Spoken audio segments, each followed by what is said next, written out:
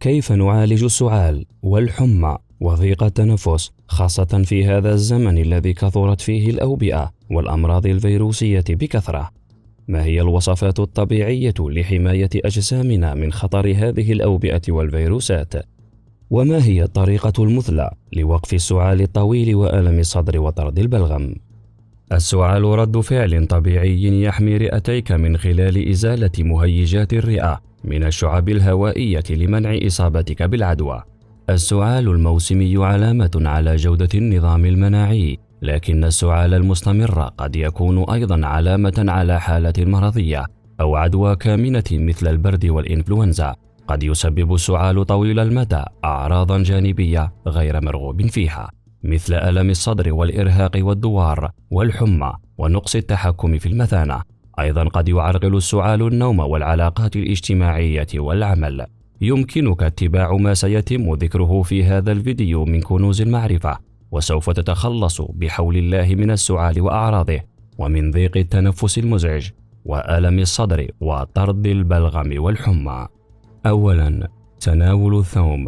الثوم له خواص مضادة للفيروسات والالتهاب، يقلل وبنسبة كبيرة من التهاب الحلق والقنوات الأنفية، كما أنه غني بمضادات الأكسدة التي تساعد على تحفيز المناعة ضد العدوى، مثل فيتامين B6 وفيتامين ج وعنصر المنغنيز. يحتوي الثوم على إنزيم الكبريتيك المعروف باسم الإيلين، والذي يساعد على حمايتك من الفيروسات. أفضل طريقة لتناول الثوم هي مضغ الفصوص النيئة حتى تفرز مادة الإيلين. اطحن الثوم على مقدار ملعقة كبيرة من العسل أو زيت الزيتون لجعله أكثر قابلية للأكل. هذا من شأنه أن يساعدك على تقوية نظامك المناعي، فعند تناوله يوميا سيقلل حتى من احتمالية الإصابة بالبرد، فضلا عن كونه يعجل بالشفاء عندما تتناوله أثناء الإصابة بنزلات البرد. جرب أيضا إضافة مقدار 2 إلى 4 جرامات من فصوص الثوم الطازج والمفروم إلى وجباتك لإضافة مذاق مختلف عليها، أو اطبخ هذا المقدار من خلال تحميره قليلا على نار هادئة، حيث أثبتت الدراسات العلمية الفوائد الصحية للثوم، مثل تقليل نسبة الكوليسترول في الدم وخفض ضغط الدم.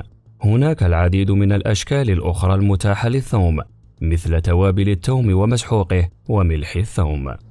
ثانيا، استخدم النعناع. يحتوي النعناع على مادة المينثول التي يمكنها المساعدة في تلطيف ألم الحلق وتجفيف نوبات السعال وأداء دور مزيل الاحتقان. قم بشرب شاي النعناع حتى 3 مرات يوميا حين إصابتك بالسعال والحمى أو شعورك بألم في الصدر.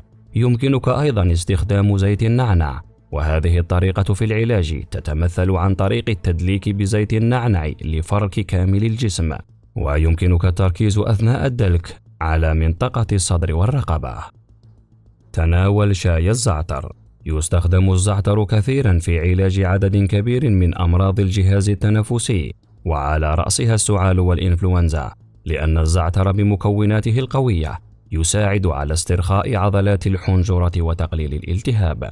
في هذه الحالة، اغلي الماء وضعه في كوب مع ملعقتين صغيرتين من مسحوق الزعتر لمدة 10 دقائق. قم بتصفيته قبل الشرب. أضف العسل والليمون لمزيد من التهدئة، سيساعدك ذلك كثيرا على جعل الطعم أكثر لذة، لكن تجنب هنا استخدام زيت الزعتر الداخلي، واستخدم الزعتر الجاف أو الطازج. تناول الكركم. يعد الكركم علاج تقليدي للسعال، ولاحظ الكثير من المجربين فاعليته مع السعال وألم الصدر وضيق التنفس والحمى. والوصفة المناسبة لذلك هو خلط نصف ملعقة صغيرة من مسحوق الكركم في كوب من الحليب الدافئ. يمكنك أيضا تناول مسحوق الكركم مع ملعقة صغيرة من العسل للسعال الجاف. ولصنع مشروب الكركم، أضف ملعقة كبيرة من مسحوق الكركم إلى 4 أكواب من الماء المغلي، اتركه ينقع ثم يصفى.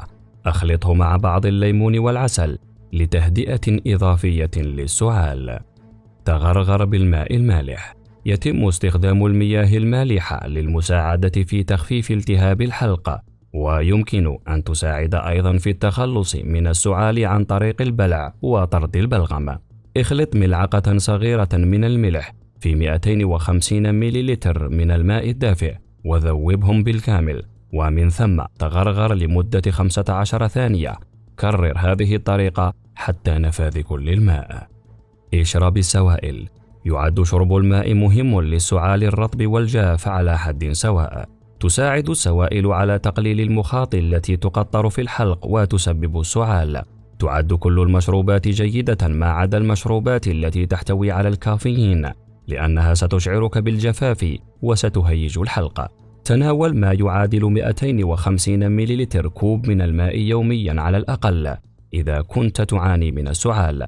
أما لعلاج السعال لصغير يتراوح عمره من 3 أشهر إلى سنة، أعط الطفل ملعقة إلى 3 ملاعق صغيرة تصل كميتها من 5 إلى 15 مليلتر من السوائل الدافئة والصافية مثل عصير التفاح، بحيث تصل إلى 4 مرات يوميا لتخفيف السعال.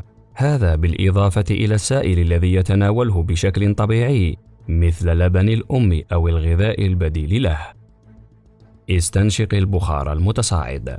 استنشاق البخار المتصاعد مهم جدا، والطريقة الملائمة والصحيحة لذلك هو أن تقوم بترك الماء ليغلي لمدة دقيقة بعد وضع الأعشاب المختلفة، ثم أغلق الموقد وانقل الوعاء من مكان مريح بحيث يكون على ارتفاع مناسب منك. اتركه يبرد لدقيقة أو دقيقتين، ثم غط رأسك بمنشفة أو قطعة قماش واغلق عينيك، ثم قرب رأسك فوق الوعاء. استنشق البخار المتصاعد عبر الأنف، وهذا لمدة 5 ثواني، ثم اظفره من أنفك في 5 ثواني أيضا.